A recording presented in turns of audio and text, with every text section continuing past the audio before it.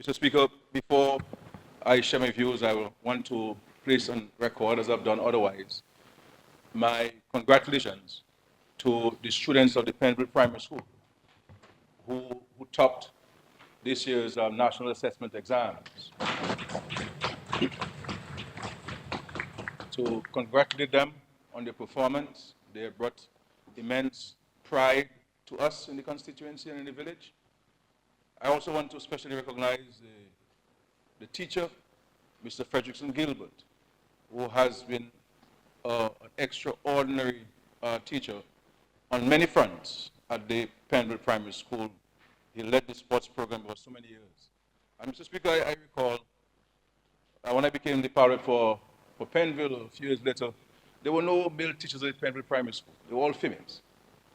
And I saw a lack of confidence on the part of the boys at the school. And I insisted that we needed a boy to be at the Penville Primary School. And I got some pushback because at the time the school wanted only girls at the school, or ladies rather, at the school. And I was able to insist and place Mr. Frederickson Gilbert at the Penville Primary School. And he has done a remarkable job over the years in instilling a sense of confidence, not only in the boys, but also the young ladies at the Penville Primary School. I also want to place my appreciation and commendation to the principal, Ms. Solange Basil. And I was accused, Mr. Speaker, of placing a square peg in the wrong hole with her appointment. But I saw her commitment to the children as a school teacher then, and I knew that she had the capacity and the capabilities to help transform the school to what it is today, and we've seen the performance of the students. And what I like about her in terms of her attributes and her contribution to the school is that she has been able to have an oasis in Penville, really a village raising children, of the parents fully involved in the school life, the village fully involved in the school life, the children fully involved in the school life, and the teachers fully involved in the school life. And that is what a society ought to be. Everyone must play their part in the children's education. And she has been able to bring that motivation and confidence into the Penville Primary School. And my hope and prayer is that that kind of oasis which exists, that conducive environment that exists in the Penville Primary School, can be seen everywhere in Dominica, in every school in Dominica. We can do it, Mr. Speaker. We have the capacity, we have the ability to do it, and so let us all do it, Mr. Speaker. I also want to extend my gratitude as Prime Minister and Minister for the Public Service to our public officers. Oftentimes they are criticized for falling short of their duties and responsibilities, and rightly so. But we cannot underestimate or undervalue the immense contribution of public officers to the welfare and well-being of this country. And so we go to the hospitals and clinics and we meet nurses and doctors and wardens and orderlies and everybody. It's a difficult job. I grew up in the house of a nurse. I knew that we would be woken up at 3 o'clock in the morning because somebody is sick. But that somebody is sick with a headache that they've been going on for several months. And it's a toothache person has had. And so I understand. But notwithstanding the few instances of not very good treatment that we may receive at the hospital, we cannot contest the fact, Mr. Speaker, that the nurses and the doctors and the entire staff at the hospital have been doing an extraordinary job. An extraordinary job providing care and well-being for all of us in Dominica. And so while we need to encourage everybody to do better, but we must not set aside the 99 days that they're doing well for this one incident of they're not doing well. I don't think it's good. And we speak of, and of course, the pharmacists and all of the other persons who provide these services at the hospital. The customs officers and those at Inland Revenue. The main sources of our revenue in Dominica. Yes, I would like them to collect more. And they should go out and collect more. But the customs in particular, Mr. Speaker, their responsibilities have dramatically changed. They're now having to play a huge role in and paying more attention to drugs and guns coming down, when they should be paying attention to revenue and collecting the revenue for the state. A significant amount of the time is placed on securing us from a security standpoint, rather than from generating the revenues that we need to build this country.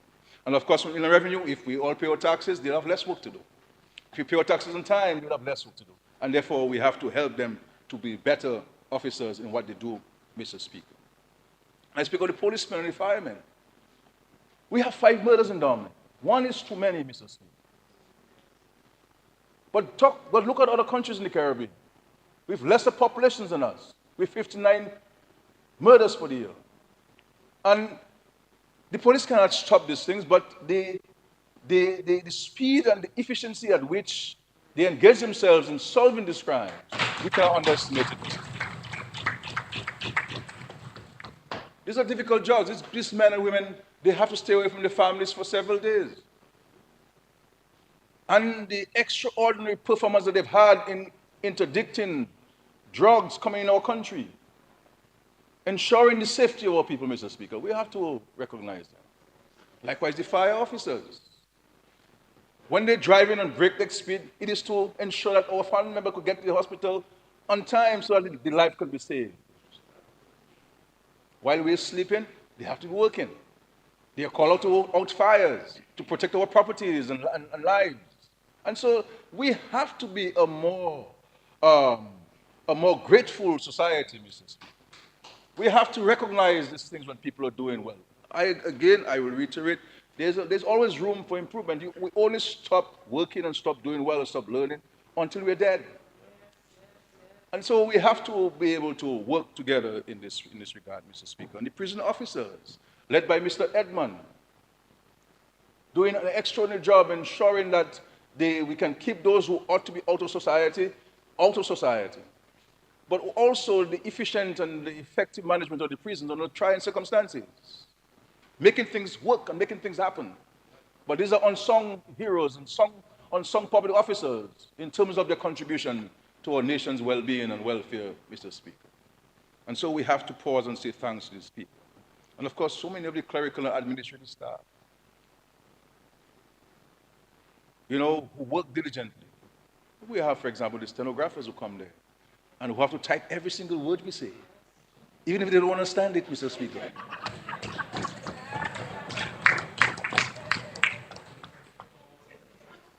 The clerk of the house, the staff, who have to stay late hours when we are working there. The stenographers can't get up because they have to stay. If we're here unbroken for 10 hours, they have to sit for 10 hours.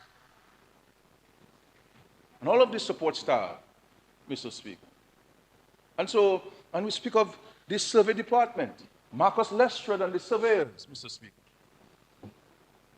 Mr. Lloyd, extraordinary. Mr. Roy at the electrical department.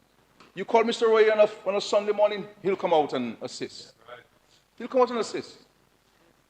But do we speak about those things, Mr. Speaker, as a nation, as a country, as a people? The permanent secretary, the financial secretary, the secretary cabinet, so much to do. So many responsibilities. And we know things have changed. So management in Dominica now, as compared to management in 1984, 95, a completely different environment these days.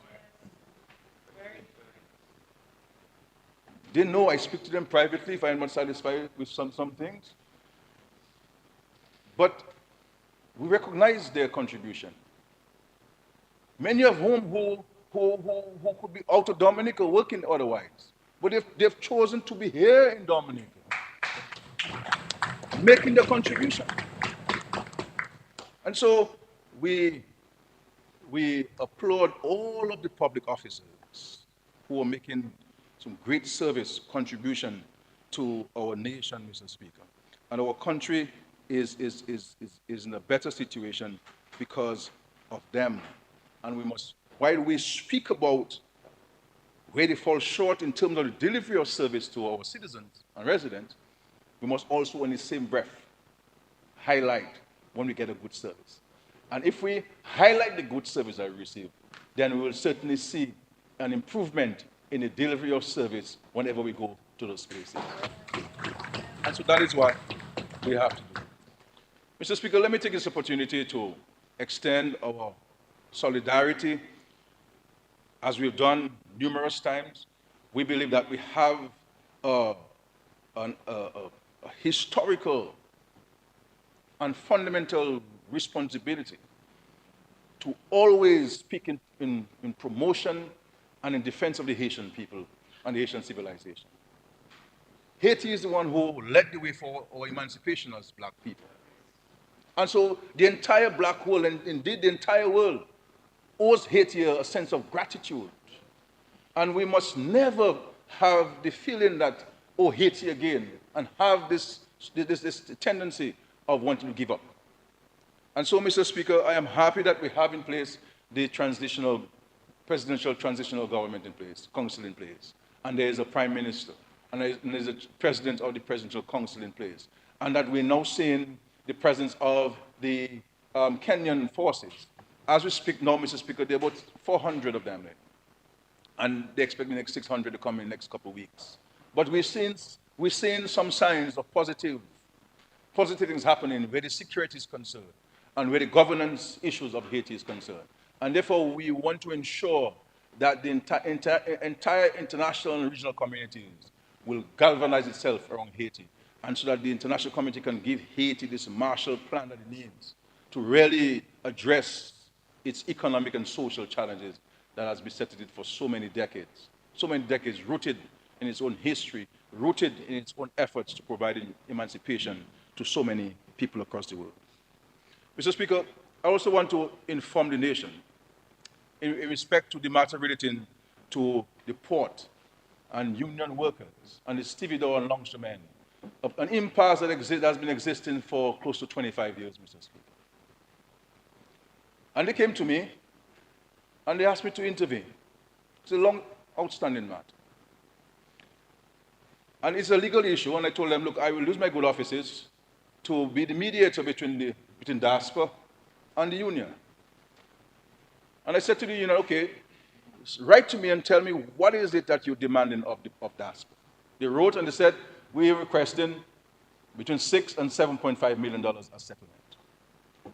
I in turn looked to diaspora, I said, put in writing to me, what is it that you're offering to settle this matter out of court, or out of this process, this arbitration process. And diaspora said we can give, I believe, 1.5 million each dollars. Mr. Speaker, I want to report to the House that we've reached an agreement with diaspora and the stevedore longshoremen, where the settlement of $4 million that will bring this matter.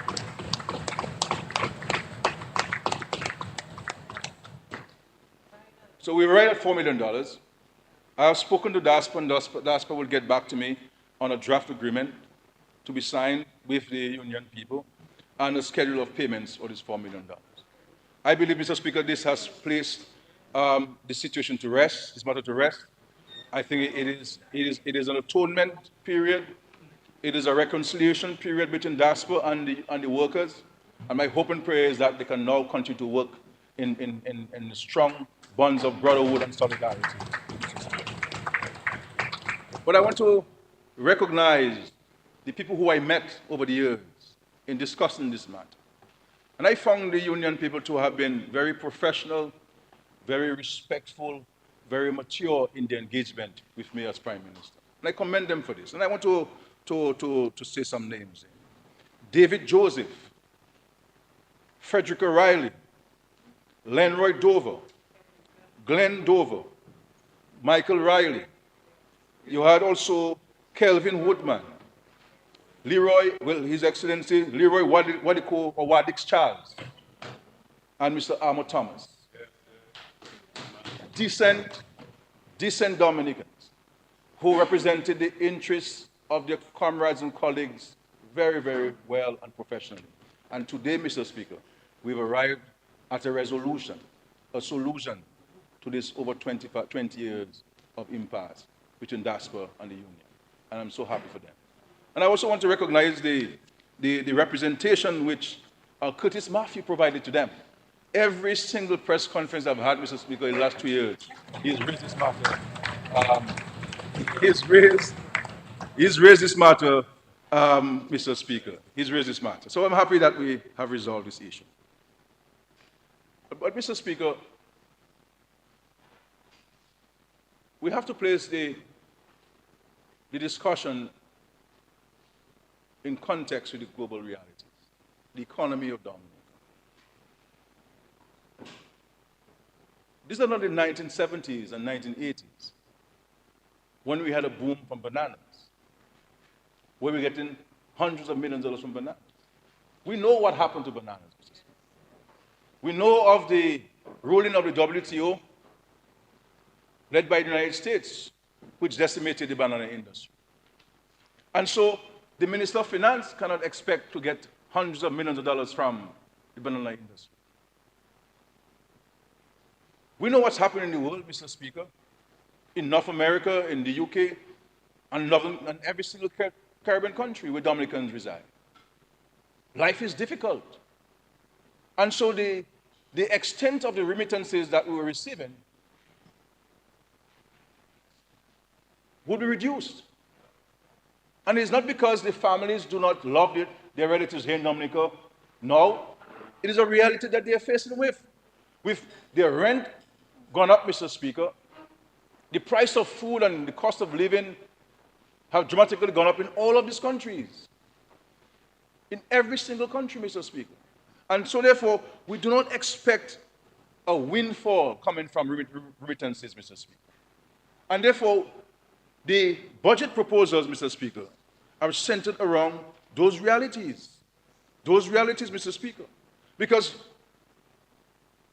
Dominicans who go to Miami and to New York are complaining that the prices of Costco have gone up dramatically. That the prices at Walmart, what you used to go and buy, Mr. Speaker, you cannot send a barrel now from America to Dominica. That's increased dramatically. It is better if you send 100 US for your family in Dominica than to attempt sending a barrel, because the barrel will not have much in it. The cost of these goods on the shelf have gone up in the United States of America. The price of food has gone up in the United Kingdom. That's the reality, Mr. Speaker. And so we have to appreciate that the issue of the cost of living is not something that we can erase, or we can issue a decree and the prices will go down immediately.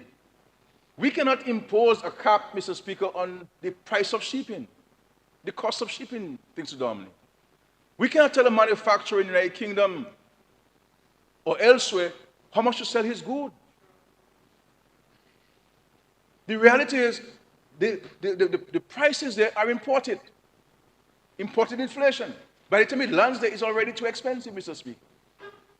And if you look at a number of the goods that we sell on the shelves, most of them do not attract VAT and import duties jointly. There are some who do not attract import duties at all. And there are some who do not attract VAT at all. But yet still, the prices are high. And so these are the harsh realities that the world is confronted with. And we're not talking, Mr. Speaker, of rumors of war. There are wars going on in Dominica, and people believe that these wars are not impacting Dominica. They are all impacting Dominica, Mr. Speaker. They are all impacting Dominica. And with the recent assassination of the Hamas leader, then we're going to have more problems. Mr. Speaker, from the time I saw the news, I got concerned. Because I know that we're going to extend this war in the Middle East. And an extension of the war is going to create more problems for us. And so while these wars are far from us, we know we're close to Russia and Ukraine. We know we're close to the Middle East, Mr. Speaker. But these things are affecting us here in Dominica. They're affecting us in Dominica, and they're affecting us dramatically, Mr. Speaker. And so we have to appreciate that when people comparing America to Dominica, America has over 300 million people. They have consumption. We have not increased the population in Dominica. We have not imposed taxes on Dominicans in a long time. Over 20 years, we have not imposed taxes on Dominica. As a matter of fact, every single year we come to Parliament, we're removing taxes, Mr. Speaker. Last year, for example, when the price of electricity, cost of electricity went up, we are losing, by way of revenue, over $4 million, Mr. Speaker, by that measure. Because we want to give some kind of reprieve, some kind of relief to the Dominican population. But we are taking it from our revenue. The same revenue we also use to fix the roads and to do other things. We're losing that. But we did it because we want to help the Dominican people, Mr. Speaker. And so, we really have to get real in this country by our pronouncements. Speaking as if, none of these things affect Dominica. And look at Dominica, Mr. Speaker. Look at what we have gone through over the last 20 years. The natural disasters, 2004, 2007, 2009, 2010, 2013, 2015, 2017, COVID for 3 years, Russia-Ukraine war, Middle East war, Mr. Speaker. And don't talk about the oil crisis, don't talk about the international financial crisis.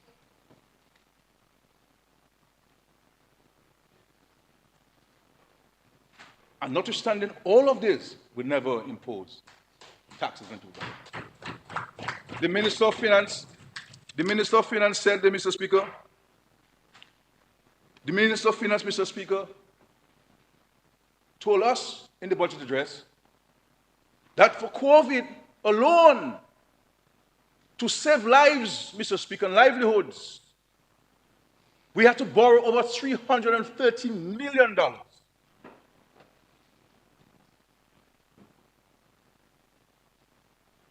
Because our revenue dropped by more than 45%. And the cost of running the country increased by more than 60%. Because we were paying people who were not producing, because we had to keep people home. And we also paid the salaries of hundreds of people in the private sector to maintain the dignity of the human being. And at no time in all of these years that we were confronting COVID, Mr. Speaker, we went out of any pharmaceuticals. We became net exporters of pharmaceuticals to other countries. From PPEs, to Mr. Speaker, to ventilators where you couldn't get any ventilators whatsoever. And in those days, Mr. Speaker, we were paying for a PCR test, you call it, right? $100 US per test, Mr. Speaker. And we'll give it to you, the citizens and residents of Dominica, at no cost to you.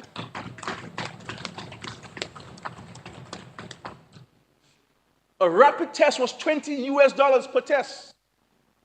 And when you buy 20,000 rapid tests, do the maths, Mr. Speaker, in one consignment. And then we provided housing for everybody who had COVID in Dominica. And then we provided meals, free meals, and people wanted coffee and snacks in between, Mr. Speaker. And we provided that to them. Transportation. And we had a comprehensive hospital set up in Portsmouth. All of that, Mr. Speaker, we did because this Labour Party government said to the country that our preoccupation during COVID was to save lives, Mr. Speaker. And any one of us in this country, Mr. Speaker, can appreciate what this government could have done with $330 million. What we could have done with $330 million.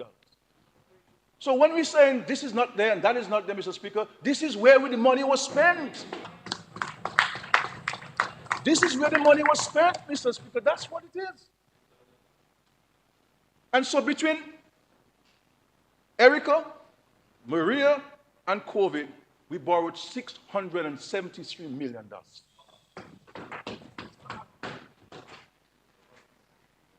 $673 million, Mr. Speaker, we borrowed. Sometimes I want to cry, honestly.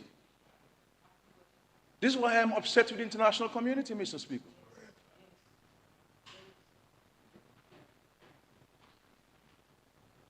Because I know what we could do with $670 million, Mr. Speaker. And in all of this, we have not sent one person home. Not one person home, Mr. Speaker. And in all of this, we have never increased taxes in Dominica. Never increased taxes to raise the money. Every time you do a budget, Mr. Speaker, including this year, there's always a justification for taxes. But we always recognize in the government, in the Labour Party, that how much more can Dominicans take? We're always trying to hold this train for them to ensure that every single Dominican can be given the opportunity to survive in this country. That's what we're doing. And you know what, Mr. Speaker? During COVID, after Erica, after Maria, we never asked for debt forgiveness. We never asked for debt cancellation. Because I want to go out this business in a principled manner. Not because we're done, we're going to beg people for all kinds of things. No. We paid all our debt. All our debt during those times, Mr. Speaker. The only time we got some deferment was from the Paris Club. We didn't ask it to them, they offered it to us as part of a broader global offering, Mr. Speaker. We paid our debt. We paid our commitments. So when we owe in a few dollars here and some dollars here and some people here, Mr. Speaker, this is the source of it. And when we were getting up, because the Minister of Finance indicated that there has been an increase in revenue collection. So we did better by revenue collection in the last financial year than the previous one, by about 4% or thereabout. But with the Russia-Ukraine war, and when we talk about the cost of living, if it is costing you more to run your home with 3 people in it, think of the government that has sent to 2,000 people in a home.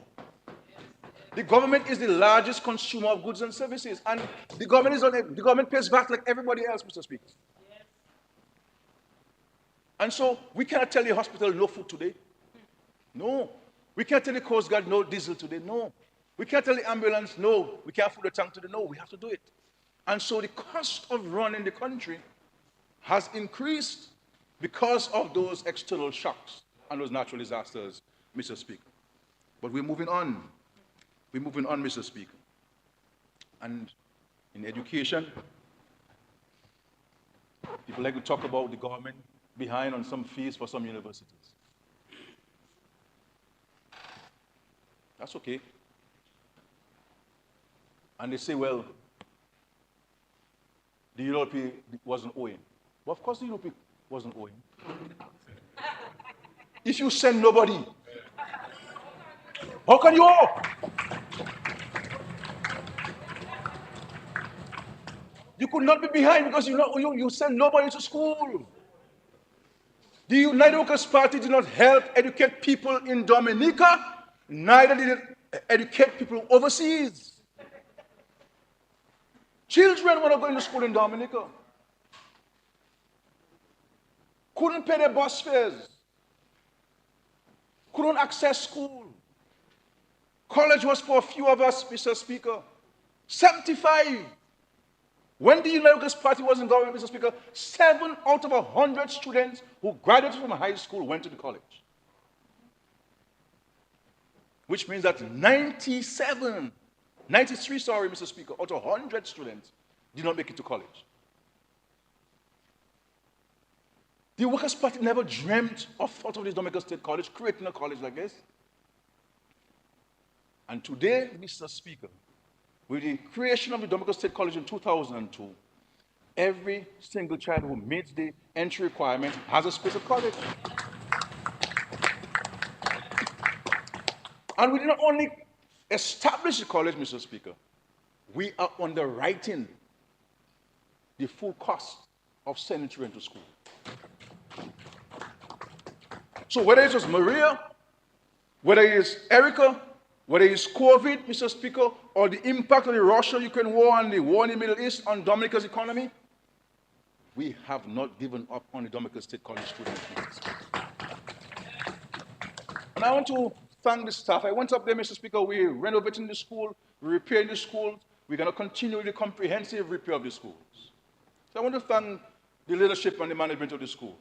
Yes, I have some concerns, and I told them I'll come to see them privately to discuss those concerns I have on behalf of the students of Dominica. But overall, Mr. Speaker, we cannot say the Dominica State College is not contributing to our country in a constructive and positive manner. And so, we were owing Midwestern, we paid them everything we owed them. Everything we owed them, Mr. Speaker.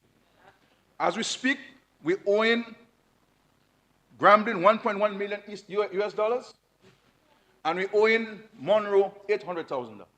I am saying to all of the students who are under this list that in this financial year, we will pay for every single cent we owe in those universities. Every one of them. And notwithstanding our challenges, Mr. Speaker,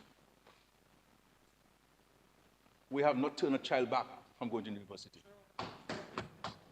The Workers' Party could never cause children to think big and to dream big. It is labor through its policy of ensuring that there's at least one university graduate in every home, that our young people, irrespective of their economic and social circumstance, can dream big and achieving big things for themselves and their families. And so they focus on we owing. But how many have we paid for? And I'm challenging Dominicans. Every one of us who is hearing me, Mr. Speaker, who has a degree today, tell me, when did you get it? When did you earn that degree? I guarantee you that 9.9 out of 10 of you will say during this Labour Party administration. Since 2000, because of our policies and our programs and putting resources, Mr. Speaker, at the disposal of these things. And I'm not even going to talk about secondary education, we know that. I'm not going to talk about primary education, we know that. I'm not going to talk about the whole new structure for secondary schools. Dramatically increase the cost of ministerial education through these new positions. Teachers are happy. Teachers are dancing in the classroom. They're now deputy principal, assistant principal. I used to be a head of department at PSM, and they never give me $1 for it. No, it is an official position, Mr. Speaker. Official position. Well, Vince told me he wants his money back because he was head of department sometime. Vice principal and so on. Name, but no money. But no, people getting paid for it. They have a letter from the Public Service Commission, Mr. Speaker. And our hope and prayer is that I can translate into greater results for children, more wholesome children, more holistic children who can contribute better to society, Mr. Speaker. That's what we're talking about.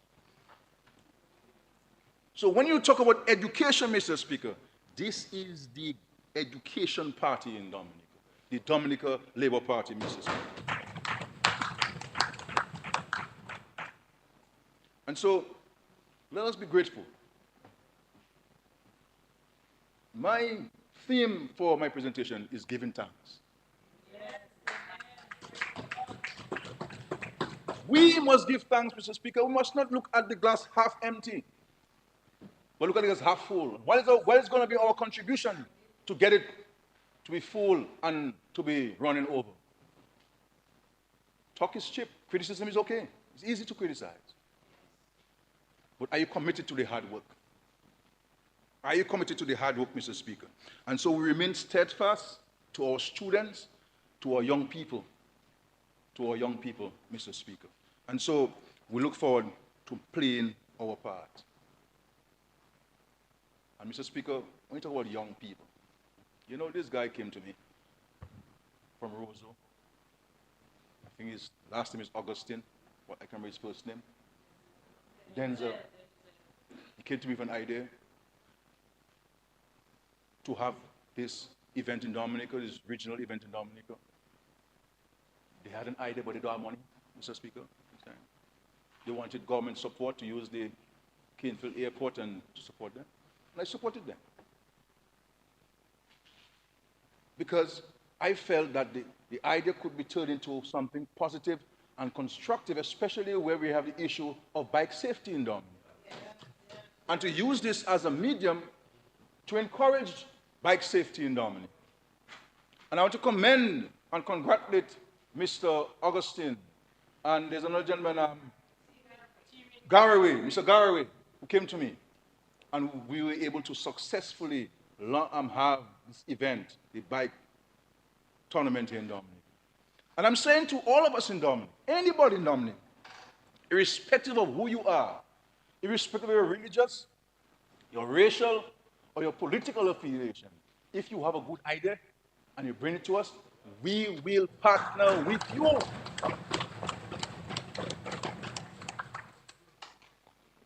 And I want to state to Mr. Gary and to Mr. Augustine that this will be an annual event supported by the government.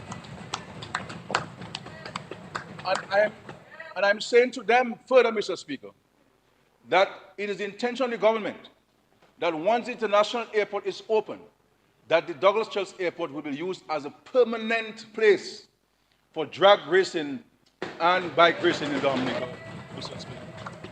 And so herein lies an economic opportunity to manage that facility. And you can turn the fire service into a guest house and a restaurant, and you can have an opportunity there to create jobs and money for some aspiring business person in Dominica.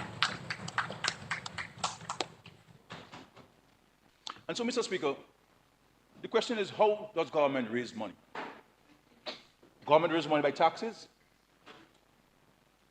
by loans, by levies, and in some cases, by grants, meaning a gift from a friendly government or institutional organization. And of course, in Dominica's case, we have the citizenship by investment program. And this program, Mr. Speaker, has helped to shield the Dominican population from taxes. Can you imagine, Mr. Speaker, if we had to borrow to underwrite the housing revolution in Dominica? Can you imagine, Mr. Speaker, if we had to borrow to build all of these health centers, including the Marigot Hospital, Mr. Speaker? Can you imagine if we had to borrow to build all of these roads that we built in Dominica? Could we afford this, Mr. Speaker, by way of loans and levies and taxes? The answer is no. And so we have been able to use the resources in a judicious and responsible manner, creating economic opportunities and social investments, Mr. Speaker, development to Dominica. And this is why I was hoping, Mr. Speaker, that the opposition could have spoken in defense of this program. And we have to condemn those who are bent on denying the Dominican people an opportunity to continue to survive in this very difficult and harsh global environment by seeking to undermine the program with a view to hoping that it could disappear, and therefore the people would have challenges. We have to stand. Yes, we can question the program and whatever, but should we try to destroy it? It's not right, Mr. Speaker. And so,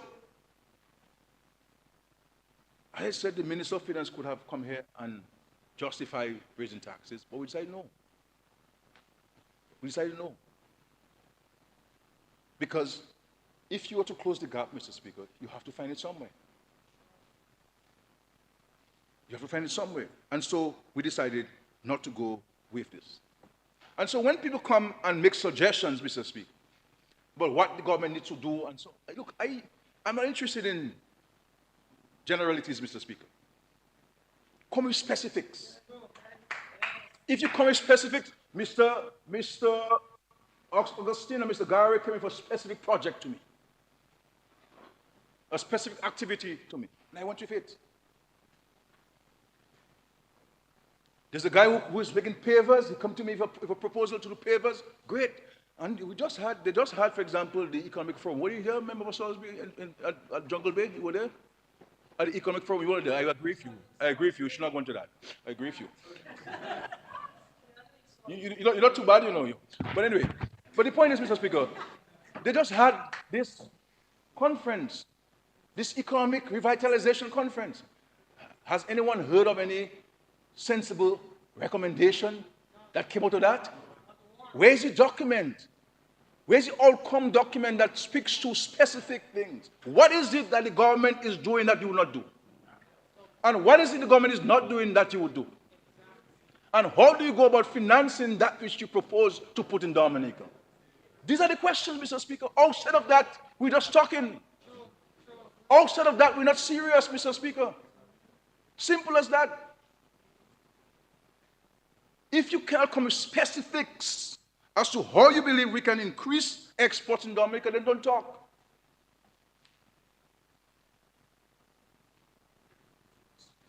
And if you come in how to increase exports without talking about the cost of raw materials and the cost of labor, what are we talking about? So they want to criticize the Labour Party, but they're not coming with any specific suggestions. They have no clear alternative to us. What are you going to do? We build an international airport 2,850 meters long. What are you going to say? Build one for 20,000 meters long? Where? That we do the geothermal, you say, okay, well, no, I will do, no 10, I'll do a 40 geothermal plant. Where? How? With what?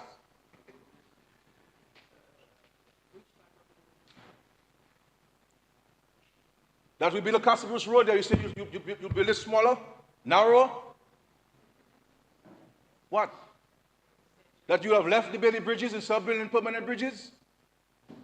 What is it that you're talking about? The people don't make us smart people, you know, Mr. Speaker. They're smart. And they know when people trying to fool them, and they know when somebody is doing things constructively as this Labour Party government is doing, Mr. Speaker.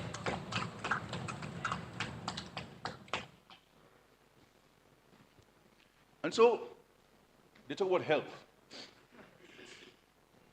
Now, Mr. Speaker, I'll be the first to tell you that there are shortcomings. Everything is not working perfectly. You move from a small hospital to a massive hospital, there will be teething issues. You have what, about 5 or 7 theaters. We had half a theater back in Crystal Market Hospital. You had 2 dialysis machines. You have 16, Mr. Speaker. You'll have teething issues. You move from a small space for accident emergency. Now you have a massive accident emergency department, Mr. Speaker. You'll have issues. You may have sometimes you have a nursing shortage on particular staffing, and that nurse was working the sessions before. She working a double shift. She have a little challenge. She's not well. She might be anxious because so many people coming to her, and all the way want the service at one time. She may say something to you that she would not ordinarily say. You're using that as a basis. There may be 1 or 2 incidents that should not have happened, like in any hospital, Mr. Speaker. We accept those. And we're seeking to do better. And we will do better, Mr. Speaker. We will do better.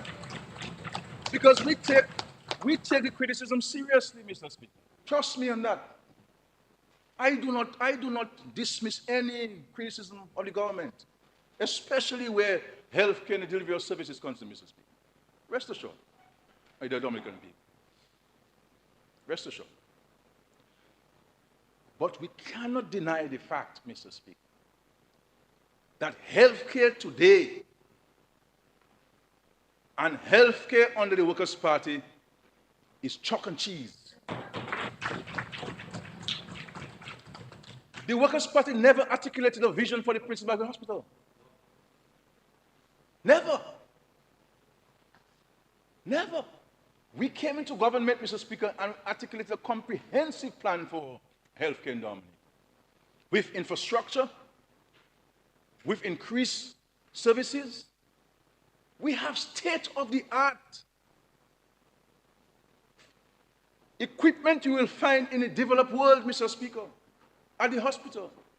And that's why I'm challenging the CEO, that she needs to come to the public and speak more about what's happening at the hospital. Tell the nation the good things happening, because I met with the consultants, Mr. Speaker. I met with all of the consultants at the hospital along with the Minister for Health. And the stories, the reports that were given to me, I said to them, why aren't you sending it to the Dominicans? Wonderful things happening at the hospital, Mr. Speaker. But you don't hear those things. And so we have made tremendous progress at this hospital. The Dominica Channel Friendship Hospital has cutting edge. You heard, for example, of the former member for Roosevelt saying that he came from blindness to sight, to seeing. A surgery performed at the hospital in Dominica, Mr. Speaker. Even the opponents of government sometimes cannot hold it back. That the Spirit of the Lord forces them to say the truth, Mr. Speaker.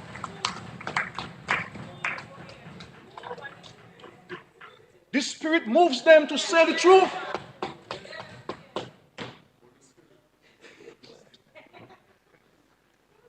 You see how all powerful and mighty the Lord is?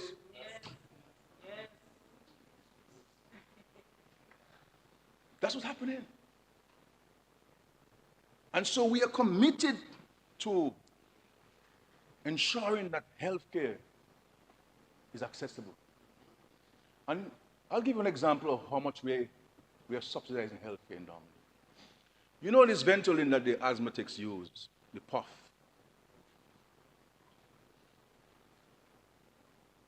We sell it at the hospital for $5 EC. In the private sector, just outside the hospital, just by the gate, it is $29.95 for one. It is not that we bought it $5, you know. We are subsidizing it, Mr. Speaker. And I can give you a whole list of things that we're subsidizing when you compare it to the price of the private sector. And do the maths. Between 2001, 2002, and 2004, we owed $7.7 million by persons who got services from the hospital. 7.7. And I'm not even going to talk about years before that. We're talking about 29 million. But we are committed. This is why, in the budget address, the Minister of Finance articulated a bold initiative that is a new nursing structure for Dominica. And, Mr. Speaker, we have more medical consultants, specialists in Dominica than any other time in the history of Dominica. On-permanent staff providing care to this. I would really hope, I beseech them, Mr. Speaker, the medical consultants and the doctors, to speak to the nation. Tell them what you're doing. Tell them the great things you're doing, the wonderful things that you're doing, how you have saved children's lives, how you have saved so many senior citizens' lives, how you've taken a broken, splintered leg and formed it back, and the man is walking today and even back on the bike, riding the same bike with Mashima. They'll speak to that so that we can have a sense of gratitude, a positive spirit within our country, Mr. Speaker, if we only say the good things that are happening in this Commonwealth of Dominica, Mr. Speaker. And then we speak about hotel and tourism. People forget, Mr. Speaker, when sunset come, no plane can land in Dominica. Before we came into government, I see Member Margot smiling. He said, "I want to go scare you are the facts, boy. You are forgetting the facts." And we suffered indignity. I was exposed to it, Mr. Speaker, that you sit in a plane in Antigua, and then the flight attendant is late, or there's a mechanical problem on the plane, and then the flight attendant says, the pilot says, well, those for Dominica will have to disembark because by the time we get to Dominica, it's too late. It's too dark. And don't talk about Christmas time when it gets dark early. You're in trouble. 2 o'clock, you're not in trouble. You're in trouble. And so people believe that we always had night landing in Dominica. We never always had night landing in Dominica. It is this Dominica Labour Party that brought night landing in Dominica.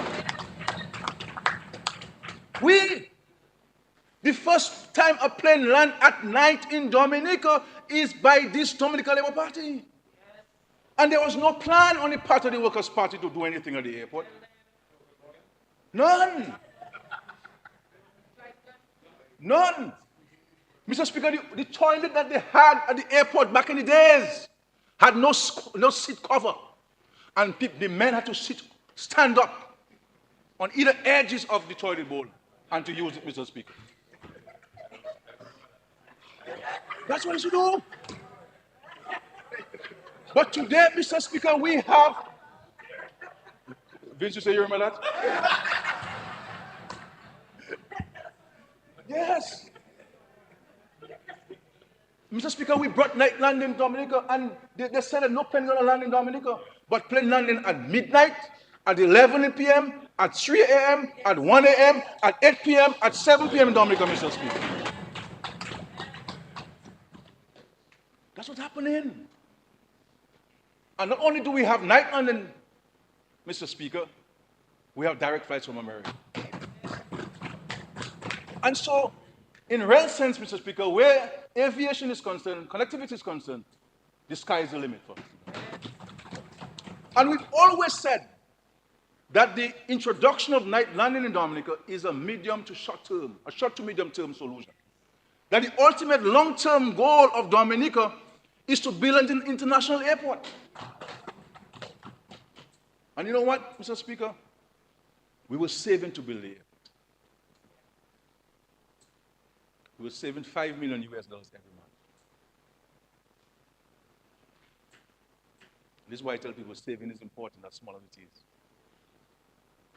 And in a short space of time, we had over $260 million in this account.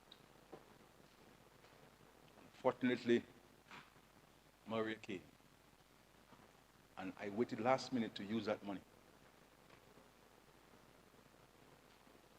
I could not have left the money in the account. And the Dominicans' lives and livelihoods have been affected. And so we spend this money to help families and to help businesses overcome the dramatic loss that they suffered as a result of Hurricane Maria. Had it not been for Maria, Mr. Speaker, we would have had all the money that we needed to build the airport in cash, Mr. Speaker. In cash. And then, you know what they want to tell people? That the Labour Party could never build the airport. Now, they go in there at night to watch the airport, Mr. Speaker. And by the grace of God, Mr. Speaker, we will have our international airport in Dominica. And this is what's going to help transform the economy of Dominica. That is what's going to propel investments in Dominica, both local and foreign, Mr. Speaker. And I'm warning Dominicans. Let us not sleep on us. Let us look for the opportunities.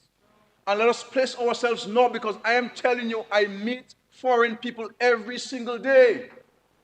And they are scouting for opportunity. They're scouting for land in Dominica to invest, to prepare themselves for what's going to happen in Dominica when we have this international airport. And so let us prepare ourselves, Mr. Speaker. Let us not follow the people who are not interested in Dominica, who don't want to see anything happen in Dominica, and position ourselves as young people. Let's go to the bank. The bank has money. Let's take the bank money and invest, Mr. Speaker. Let us prepare ourselves, because it is going to happen. It is going to happen, Mr. Speaker. Let us position ourselves. And so we'll continue to invest in tourism. This is why we supported hotel construction. And you know, they will tell us, Mr. Speaker, why are we building so many hotels for?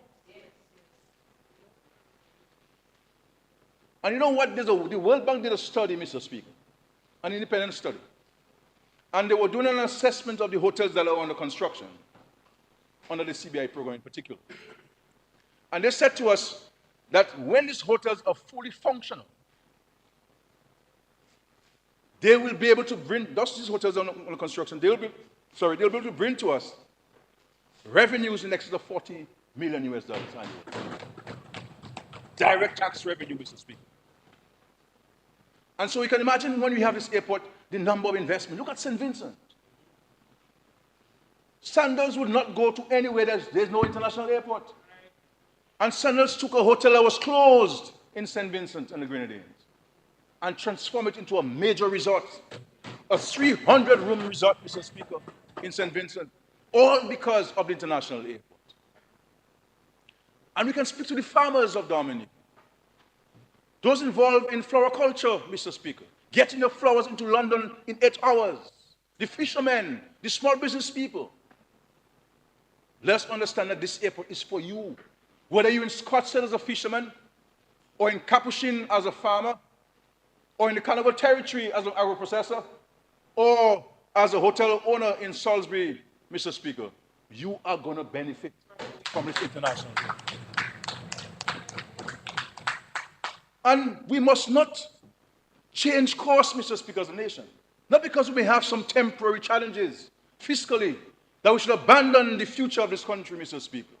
That we should abandon the opportunities for the succeeding and existing generations of our country. I am not building an airport for me, Mr. Speaker. I'm building an airport for my children and the children, their ages. They're the ones who are going to benefit from this, Mr. Speaker. And we're not burdening them with any tax, any loans. They have to be paid. They'll be reaping the benefits, Mr. Speaker. And therefore, we should not wait. We cannot defer this. Anybody who's suggesting that we defer this is not interested in Dominica or have other interests. We have an opportunity by the grace of God, Mr. Speaker. God has given us an opportunity, notwithstanding the challenges, that we're punching hard and we're punching high, ensuring that we can do what we have to do for the people of Dominica. That's what it is. Forget about who is doing it. This is not about me. Please. This is about the people of Dominica, the future well-being of Dominica, the opportunities for Dominicans. So many thousands of young people that were sent to school. So many thousands of Dominicans who were engaged in some agro-processing and small businesses, looking for opportunities, looking for larger markets. And the only way, one of the ways, Mr. Speaker, the main way they can get their products out to larger markets in shorter period of time is with an international airport. Because we need consumption in Dominica. The 72,000 of us there are not enough to consume what we can produce. And therefore, we need to quadruple the population of Dominica insofar as visitors to our country, to consume the goods and services that we have, so we can have more wealth for people, more monies in people's bank accounts, so we can build homes and do further investments, Mr. Speaker. That's what we're talking about. And we're talking about the marina, Mr. Speaker. And if you want to know, Mr. Speaker, the impact of a marina on a nation, go to the BVI. Go to the BVI. I was there the other day, Mr. Speaker, and I stayed in one of the marinas there, the hotel there, Mr. Speaker. And Mr. Speaker, throughout the day and night, people. Employees. Money.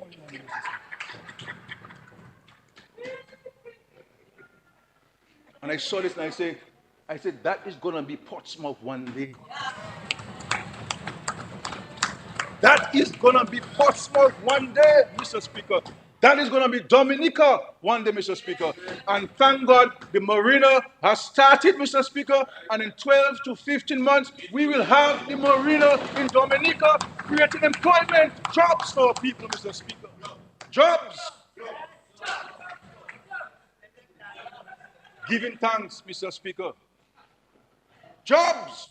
Money in your pocket, Mr. Speaker. Food on your table. That's what we're doing, Mr. Speaker. So let's position ourselves, because when the man comes on the yacht, he's not sleeping on the yacht, Mr. Speaker. No. He wants to buy a villa. He's going to eat in a restaurant every single time. He wants water. He wants electricity. He wants his clothes washed. He wants fruits. He wants vegetables. He wants fish. Fresh fish, Mr. Speaker. And he's going to buy it where? In Dominica, Mr. Speaker. In Dominica. That's where he's going to buy it, Mr. Speaker. So let us understand we have to position ourselves for these mega projects in Dominica. And we speak about the cruise village, Mr. Speaker. We are partnering with a private entity that's going to build, operate, and transfer the port to us at no cost to us. There'll be no investment, no money put in by us, Mr. Speaker. And that entire cruise village will be a completely duty-free zone with shops and restaurants and gaming taking place there to create more jobs and more opportunities for our people in Dominica. That's what we're doing. That's what we're doing, Mr. Speaker. And my hope and prayer, especially for the young people, because sometimes I don't think they understand and they're focused on the opportunities that exist and how they can position themselves. When we send you to school, it's for you to use your newfound education, knowledge, and skills, having been empowered, to be able to see opportunities and use that skill and knowledge to take advantage of the opportunities. Let us not be afraid of risk. Let us not be afraid of taking chances and opportunities, because time waits for no man. And the more we defer our opportunities to invest and to take advantage of the opportunities, the less time we have left to do. And so this government, notwithstanding the present challenges, and we're not unmindful of them, yes, we do owe some people. We do fall short some months in terms of what we need to cover our expenses. But that should not be a reason. And we will fix those.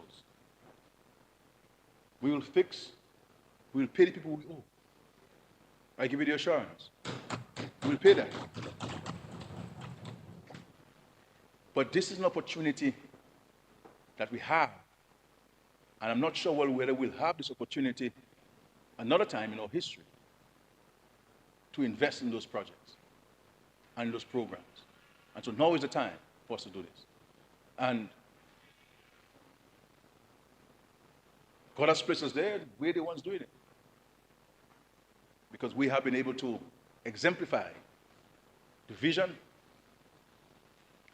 put the hard work and the commitment to it. And that notwithstanding the challenge that we face with all of these natural disasters and external shocks, that never daunted our spirit. And if we have been able to recover from Maria, from Erica, from COVID, which little problem we have till we can overcome?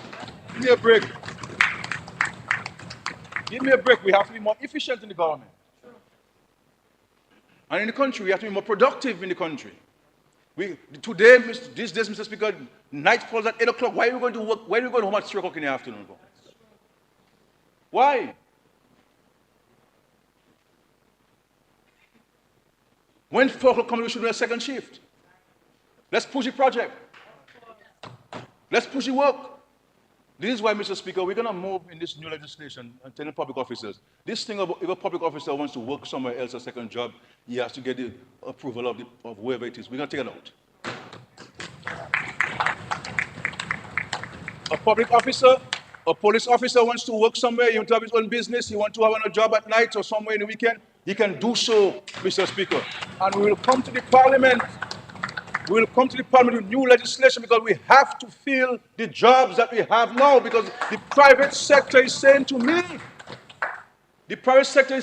I'm saying to them, but why all you come and tell me that privately? Say so publicly. They're saying to me that they can't find workers, Mr. Speaker. I said, don't whisper it to me. Say so publicly. I know that. I know it already.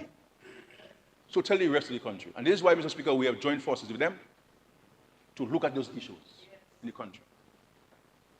Look at the issue of the minimum wage, with a view to increasing the minimum wage in Dominica. Look at the corporate income tax, with a view to reviewing it, to ensure that the private sector can have more money left to them, and they can expand their investments and create more jobs in the making, Mr. Speaker. Being progressive. And we even will be exploring the possibility of having one rate of income tax in Dominica, so that we can have more money in our pockets from our labor. That's the where the government is moving. So while we grow the economy and put the jobs in the infrastructure, the investments to create more revenues for us, as we go along, we're leaving more money in your pocket by way of your labor. Because the reality is, I find that 25% of corporate income tax high. And I find that the income tax rates in many of the categories a little bit too high. Even when they talk about the increase they gave me, they took all of it back in taxes. It just had to my lower salary and so on. Nothing at all. I say, what happened to that now, boy? You know? And so, Mr. Speaker, we have to. And then housing. Housing. Mr. Speaker, I'm not a boastful person. So whenever I say something, I say to get a sense of humility. There's nowhere in the Caribbean you will find this comprehensive, modern housing program in the Dominica. Nowhere. This government has invested in housing in Dominica. Invested in housing in Dominica.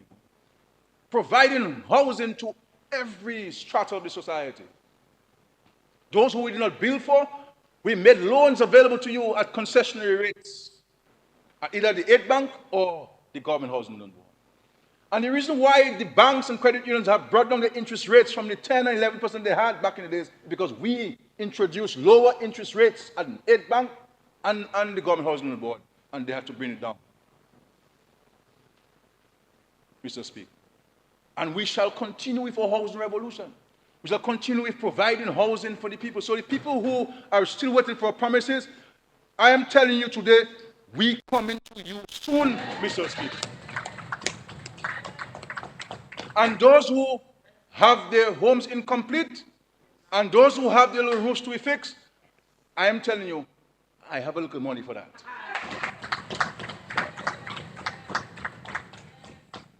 So we're getting there.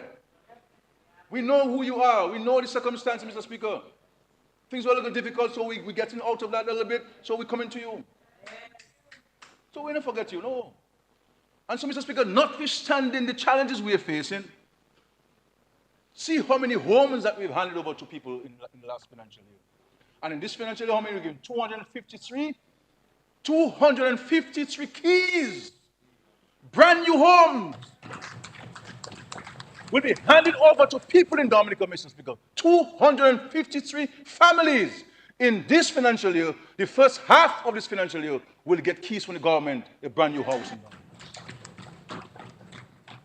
And you know, what they're using now, or attempting to use, and I heard it from the senator, about titles.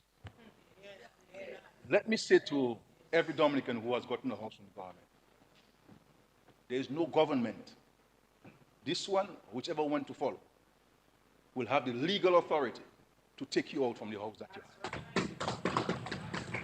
have. And I'm in discussions with the Attorney General. And our intention is to bring a special piece of legislation to Parliament to deal specifically with the transfer of these properties to the persons who have received keys from government, homes from government, Mr. Speaker. And to ensure that the process can be more efficient, because we understand, we know, we buy land, and we know the process we have to go through. Just 5,000 square feet of land. You have to survey it. Every single one of the properties have to be surveyed. And in some cases, because you have the strata situation, which is you have apartments, you have to go for the strata title situation. It's a very tedious exercise. And very costly exercise, because you have to pay legal fees for those to the lawyers. So while government will absorb the fees, government fees, you have to pay lawyer fees. And so we're going to engage more private sector surveyors to survey those properties and to allow ourselves. And AG will be assigning some law officers there, legal state attorneys, specifically for this, to work with some private sector lawyers to get this going. So, you know, the Europe told them, we will never build a house for them. Yes. We go, we build the house, you get to them, now they're telling them, oh, yes, you have a house, but you don't get title. So these are people who are not interested in you.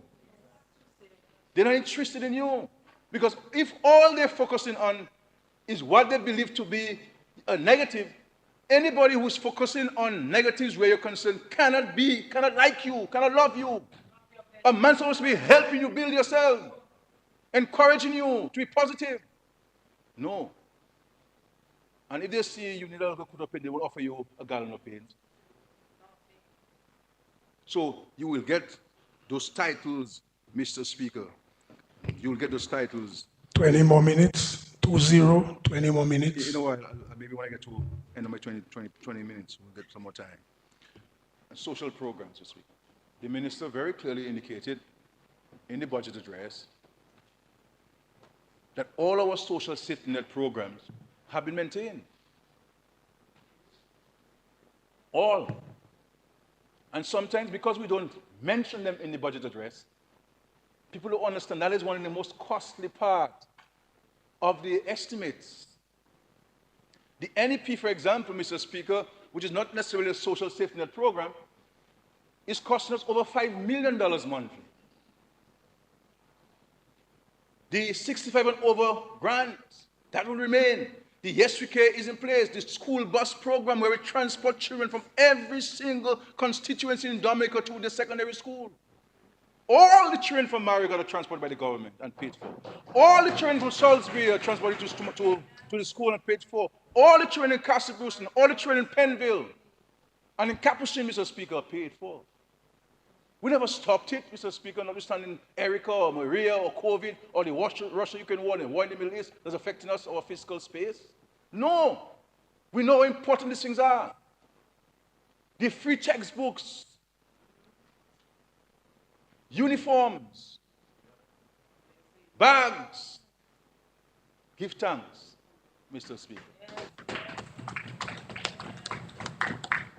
The school transfer grant, and you know how this grant, the school transfer grant came about, Mr. Speaker? I was a student, I was a school teacher, and I was see children come to school at PSS for the first day of the year, of the school year, first formers, and they were hiding. You know why they were hiding, Mr. Speaker? Because they got their hand-me-down clothes. And because their brother was bigger than them, they had a big shirt and a big pant. And they were hiding. And you know what I came about the program? I said, look, when every single child in Dominica goes to school, secondary school, for the first day of the year, you must not know who has money and who doesn't have money, Mr. Speaker. And so we want to ensure that every single child has a new shoe, a new belt, a new pant, a new shirt, a new crest, or a new tie, or a new blouse, or skirt, and so on. And socks. Every child brand new. It's a sense of pride, a sense of dignity, and a sense of hope. That's what we're doing. Every program we have, there is a motivation behind it. There's a story behind it, Mr. Speaker. Because we are empathetic, Mr. Speaker. When I went to La Plaine many years ago, 2008, and I spent the night in La Plaine, Mr. Speaker, with Peter Sejan, and we walked in the morning, it was raining. Minutes to 7 in the morning, and I stumbled upon a family living close to the church in La Plaine. And the old man there bending, trying to light some wet wood to make a coffee. And I asked Peter Sejan, are we helping this family? He says, yes, PM, we're giving them this public assistance. I said, then clearly it's not helping them. And I went inside the house and I saw Granny sitting on the bed. Clearly her hair wasn't combed. She was from Sinico originally, a Kalinago. The sheets were not washed for many months. And I said, well, something must happen. We must do something different for the senior citizens. And this is how we came up with the program. And I decided to name the program Yes We Care. So that when we go there, we say, yes, we care. And I recall, Mr. Speaker, you know, I knew to start writing some books. I recall, Mr. Speaker, that I was chastised. Attempts at humiliating me in Parliament, Mr. Speaker. Belittled in Parliament by the Opposition Workers' Party. Criticizing the Yes We Care program and saying, oh, you don't have money for it. And I went to Libya and I met Muammar Gaddafi, Mr. Speaker. the brother leader. And I put forward that program to him. And he promised to finance it. He gave me the first year for the program, Mr. Speaker, to underwrite the program, with the hope of extending. Unfortunately, he went to the great beyond a few years later. He was killed. And Mr. Speaker, I said, by the grace of God, we will sustain this program, Mr. Speaker. And by the grace of God, we have sustained this program from 2009 to 2024 in the year of our Lord, Mr. Speaker. And I can say to the senior citizens who are receiving the care, and I will say to the caregivers, if we have to sell the ministry building to sustain that program, I will sell the building and rent it. We will. Because it's a program that touches the core of our society, Mr. Speaker. The senior citizens who have contributed, and who on God's earth could criticize such a program, Mr. Speaker? And let these senior citizens feel less of a human being by criticizing the fact that they're benefiting from a program that the Lord has instructed the servant on earth to put in place for the people. And Mr. Speaker, you understand why I'm still standing. Because when all of the senior citizens pray for me, good job, bless. Woman can close, Mr. Speaker. Why I didn't do it for that. We do it because we're empathetic. What we do as in this government, we're not looking for any return. That's why I tell people, if I give you a house, you don't vote for me. It's okay. It's okay. If I send you to school and I spend $250,000 to send you to university and you come back and you want to vote me out, fine with me. It's okay. We are doing it because we care about Dominica. We have sacrificed ourselves for the development of Dominica, and we have done everything possible to bring progress and prosperity to every single citizen of Dominica. That's why we do it. That's why I'm never scared of the future, Mr. Speaker, because I always know that my faith is in the hand of God. That's it. So we're doing it because I don't believe only that we have a political duty to do these things. We have a biblical and Christian duty to do it. And this is why, Mr. Speaker, even when there are people around us and around me in the government who are saying, Skerrit boy, stop his housing thing, stop this, could the NAP do this? I said, no, we must never abandon the people when we're going through challenges. When we are going through challenges as a nation, that is when we must hold strong to the people who need it the most, the vulnerable in our society, Mr. Speaker. And so, yes, I get advice to cut this and cut that from all different spheres of society. But when I make a decision, I must go to bed able to sleep. And I will not sleep at all if we go after the less fortunate among the country. No. We have to hold strong to them. And so the social programs introduced by the government over the last 24 years are all continuing. And, you know, when people talk about the NEP, for example, and I go to a village, and I walk into a house, and there are 4 people in this house, and they're under the NEP. $4,000 in a home. Yes. And that home was a home designated as a poor home. By that action of the government introducing the NEP, this home is no longer poor. And you know what, Mr. Speaker? On top of the NEP, they have a brand new house. They have access to water, to lights, to telephone, to internet, to shelter, Mr. Speaker. All of the SDGs we're talking about. And so people talk about SDGs as if it is an academic exercise. We in Dominica are implementing the SDGs. We didn't have to take the United Nations to tell us that. This is the fabric of the Labour Party, the foundation of our Labour Party, the founding principles of the Labour Party. We don't study books or go to conferences to tell us that. No. When we go to conferences, we are telling them what we are doing in Dominica. And they're asking us, how do you do that in Dominica? And we tell them, and we share it. That is why you're seeing, Mr. Speaker, in many manifestos in the Caribbean, a central thing, the main thing, they even have it in bold letters. Eradication of pit latrines. That's a major project in many countries, Mr. Speaker. And I recall when I introduced the eradication of pit latrines, we were scoffed at. We were laughed at. And then just a few months later, guess who I hear saying that they are launching an eradication of these pit latrines?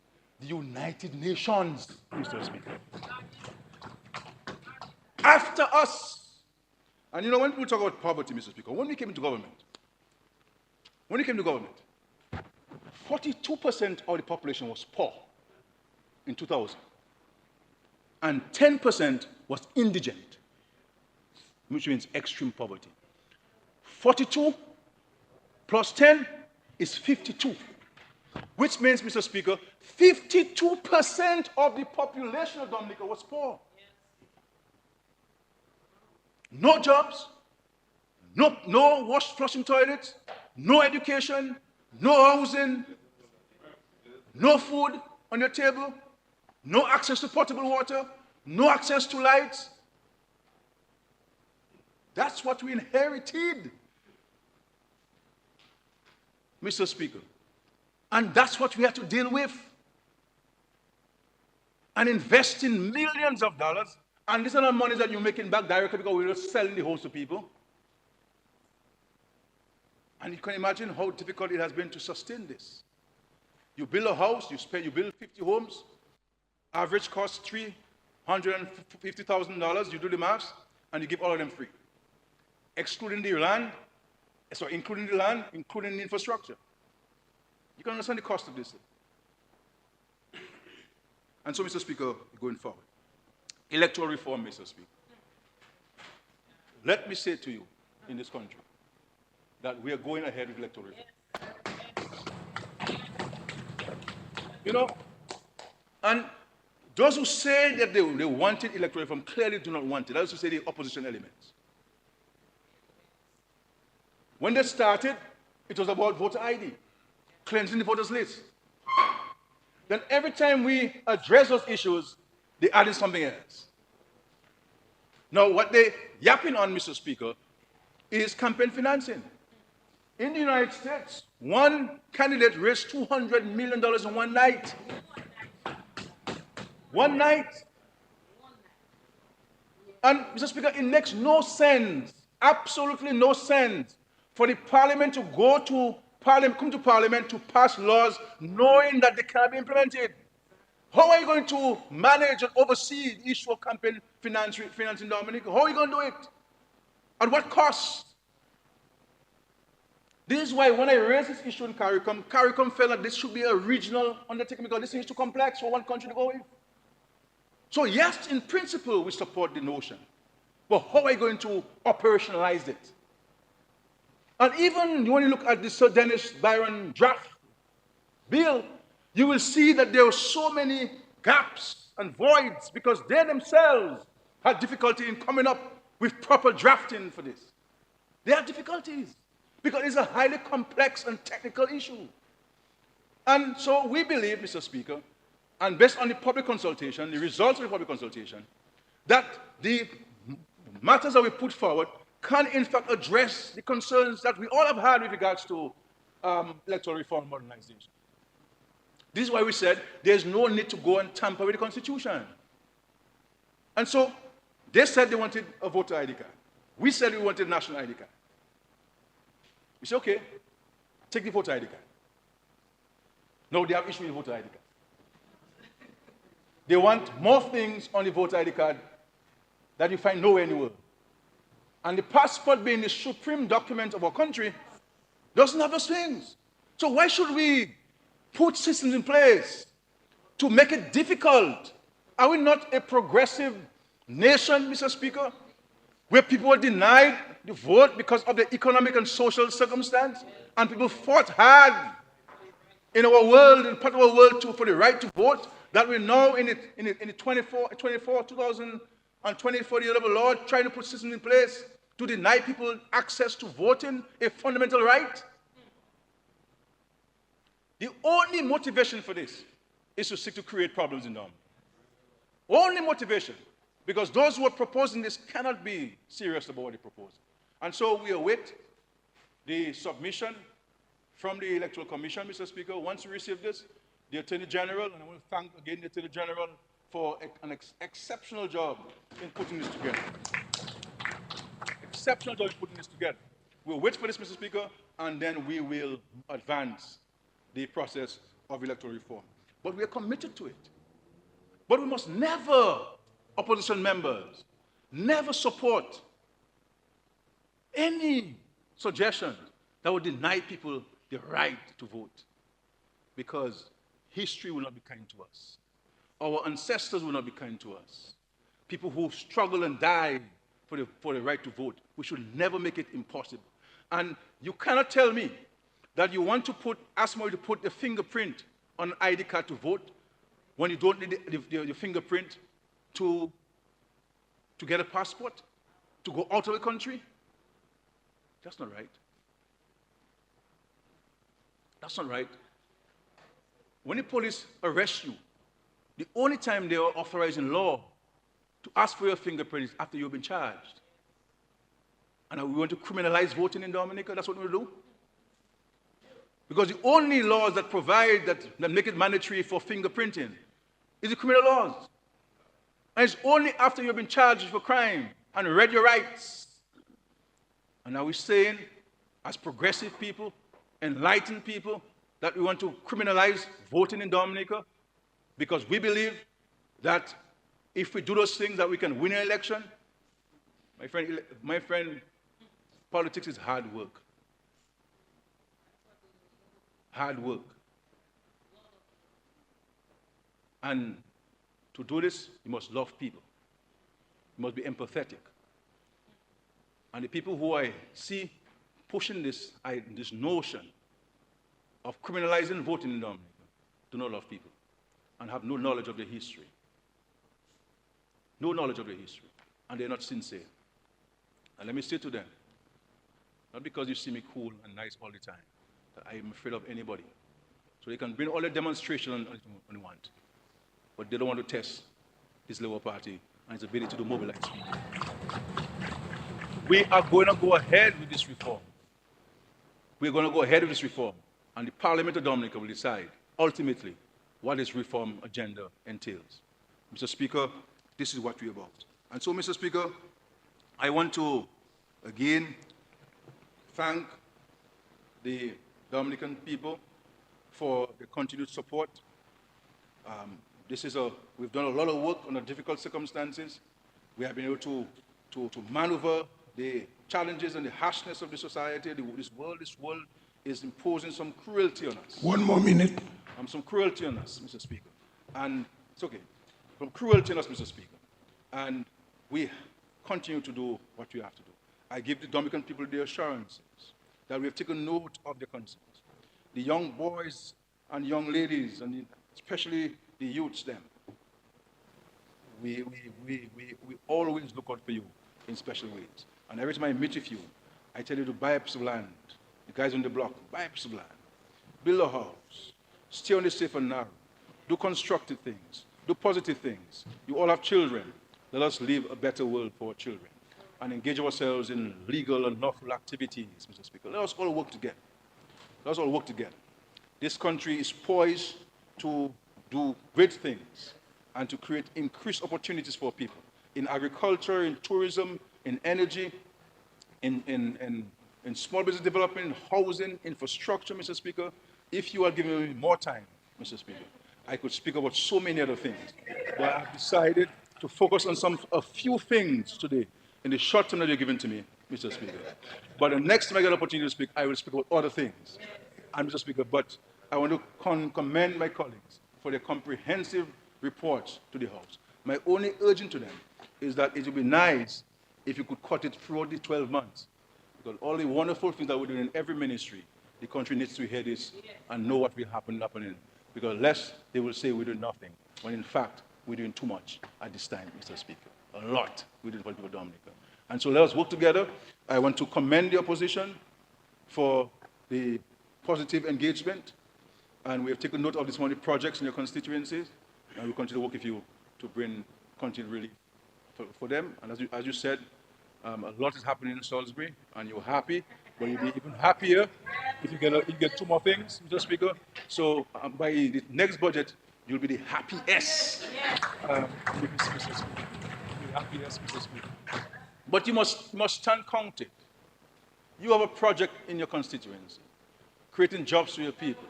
And of course, now, but also in the future. And we must count it in defense of the country. We'll fight our fight politically, but there's something called Dominica. And we all have a duty and obligation to strengthen it, to promote it in a positive way. Mr. Speaker, I believe things are looking positive for Dominica. And if God blesses us with these projects to be successfully completed, what a modern, dynamic Dominica that would be. Thank you very much.